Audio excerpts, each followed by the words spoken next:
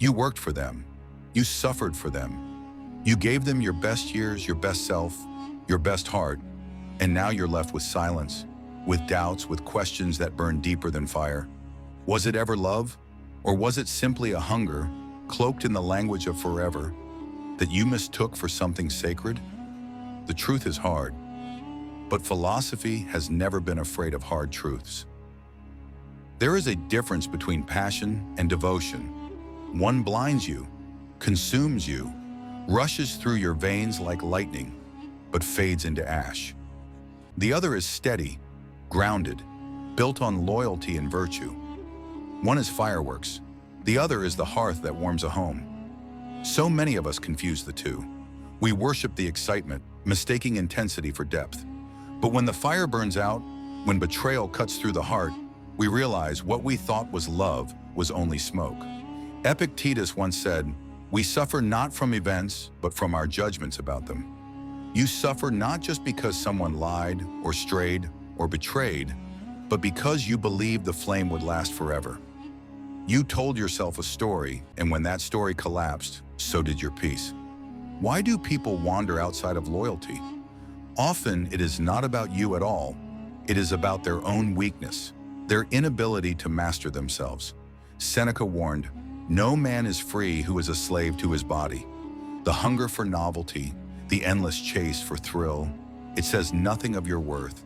It only exposes their chains. And yet you blame yourself. You whisper in the dark, "If only I were more, if only I were enough."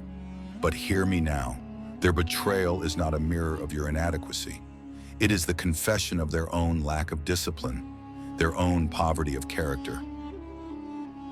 But the signs, they were there, weren't they? The sudden silences, the excuses, the defensiveness when truth was close at hand, and you, clinging to hope, ignored it. Because sometimes the heart prefers illusion over the terror of being alone. Marcus Aurelius reminded us, "If it is not right, do not do it. If it is not true, do not say it." If even he demanded this standard of himself, why should you accept less from someone who claims to care for you? Love is not possession. It is not obsession. It is not a chain that binds two people together in misery simply because of history. Real love builds, it does not break. It nourishes, it does not drain. But attachment is a prison. Attachment makes you beg for scraps, tolerate disrespect, sacrifice your dignity for someone who has already discarded theirs. So ask yourself, are you truly in love with them, or with the memory of who they once were? Are you holding their hand, or only clutching the ghost of what you thought you had? There is no pain like betrayal. It shakes you to the core, makes you question reality itself. Were the smiles real? Were the promises lies? Did they ever truly care?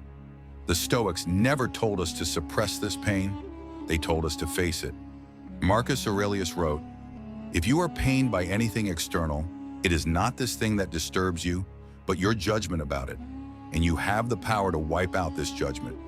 Yes, the wound is deep, but what happens after the scar you carry will either weaken you or remind you that you endured. Many stay after betrayal. They tell themselves stories for the children, because we've come so far, because I still care. But the question is not whether you can stay.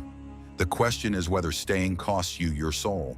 If every day you wake with suspicion, if every touch feels poisoned, if silence weighs heavier than words, then what is left of you?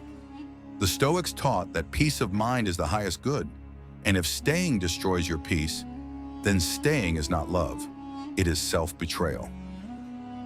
The world feeds us myths that there is one destined soulmate, that true love forgives all, that passion justifies pain. But these are illusions, chains disguised as poetry. The highest form of love is not found in another person.